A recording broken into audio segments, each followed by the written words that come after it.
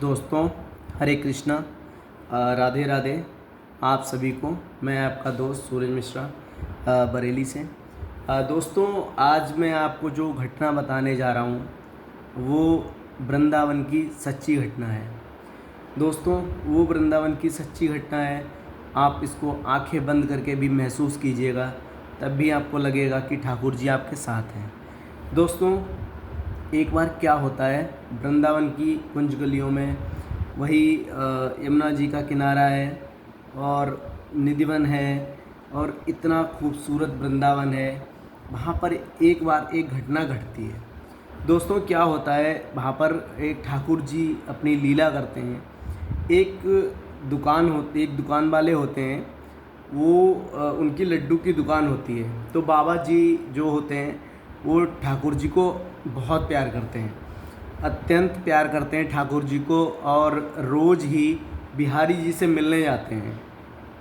क्या होता है, जब वो रोज़ ही बिहारी जी से मिलने जाते हैं, अपनी दुकान बंद करके, अपना काम जो है समाप्त करके, फिर बिहारी जी से वो मिलने जाते हैं। तो एक दिन क्या होता है कि काम जो होता है ज़्यादा होता है बाबा के पास, तो वो बिहारी जी से मिलने नहीं जा पाते हैं।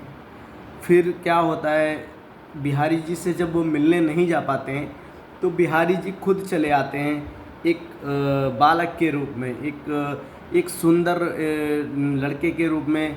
क्या होता है, जब वो आते हैं तो पूछते हैं बाबा से कि बाबा, आप आज मंदिर नहीं गए? वैसे तो हमने आपको रोज़ मंदिर जाते हुए देखा है, बिहारी जी से आप मिलने जाते हैं। तो बाबा बोलते हैं कि बेटा, ये पापी पेट का सवाल है जिसकी वजह से मैं आज मंदिर नहीं जा पाया। आज मेरे पास काम इतना ज़्यादा था, लड्डुओं का काम इतना ज़्यादा था कि आज मैं अपने ठाकुर से मिलने नहीं जा पाया। तो फिर क्या होता है, वो लड़का वहाँ से चला गया। वो लड़का वहाँ से चला जाता है और वो 1 घंटे बाद लड़का आता है कि बाबा बाबा, मुझे बहुत भूख लगी है, मुझे लड्डू चाहिए। तो बाबा उसकी मुस्कुराहट देख के, उसका इतना मतलब उसका, आप ये कह सकते हैं कि ठाकुर जी जब सामने होते हैं तो आप कुछ बोल नहीं पाते हैं उनके सामने, आप समझ नहीं पाएंगे। उनकी लीला, उनकी माया ऐसी है ना, जो आपको कुछ समझ में नहीं आएगा। क्या होता है, बाबा जो होते हैं ना, उनकी मुस्कुराहट में ही वो देखते हैं कि इतना सुंदर, इतना अच्छा बच्चा और इतना भूखा है और समझ में नहीं आ रहा, ये देखने में भी इतना अच्छा लग रहा है। अगर ये बड़े आदमी का लड़का है, बड़े घर से लड़का है, तो फिर ये जो है ना कि फिर भूखा कैसे है? तो वो सोचने लगते हैं। फिर कहते हैं बेटा, आप लड्डू खा लो। तो क्या होता है, वो उनको बिहारी जी जो होते हैं वो तो जानते नहीं है बाबा की ये बिहारी जी हैं। तो उस बच्चे को लड्डू देते हैं। तो वो बच्चा कहता है, मैं बाबा ऐसे लड्डू नहीं लूँगा, पहले आप एक कंगन लो। तो वो सोचते हैं होगा, अभी बच्चा है, अभी उसको भूख लग रही है, तो लड्डू हम दे दे रहे हैं, कंगन ले ले रहे हैं, बाद में क्या होगा, हम कंगन जो है ना इसको वापस कर देंगे। लेकिन होता क्या है कि उन्होंने लड्डू खा लिए और जब तक बाबा अपनी दुकान की तरफ पलटे तब तक बच्चा वहाँ से गायब था। अब बाबा को आश्चर्य हुआ कि अभी तो बच्चा यहीं था, बच्चा कैसे गायब हो गया, इतना खूबसूरत बच्चा। अब बाबा जो थे वो बिल्कुल, उनकी मनमोहक छवि बाबा की बार बार आंखों में आ रही कि इतना प्यारा बच्चा, इतना सुंदर, इतना अच्छा बच्चा, जिसको आज मैं पहली बार कुंज गलियों में देख रहा हूँ। आज मैंने पहली बार इसको, अपने बच्चे को दुकान पे देखा और वो कंगन दे के चला गया। और जो कंगन था दोस्तों, वो सोने का कंगन था। अब बाबा और परेशान हो गए कि ये सोने का कंगन लेके बच्चा कहाँ गया। अब उनकी आंखों में वही चित्र चलता रहा। वो बाबा ने दुकान बंद करी, बाबा अपने घर गए, फिर भी रास्ते में उसी बच्चे के बारे में सोचते रहे, रास्ते में भी उसी बच्चे के बारे में सोचते रहे। रात में बाबा को नींद नहीं आई। अब रात में बाबा को बस वही छवि उसकी दिखाई दे रही थी। वो समझ नहीं पा रहे थे कि अगर बड़े आदमी का बच्चा है तो भूखा कैसे होगा। पहले तो ये बाबा को समझ में नहीं आ रहा था।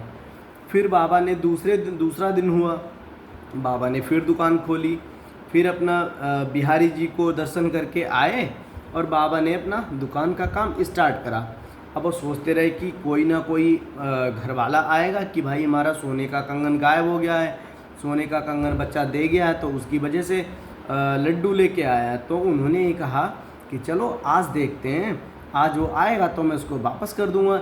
लेकिन जो वो बच्चे की छवि थी वो बाबा की नज़रों से जा नहीं रही थी, और बाबा उस छवि के लिए बहुत बेताब परेशान हो रहे थे कि उस बच्चे को फिर से कहीं से देखने को मिले। वो इतना खूबसूरत बच्चा था।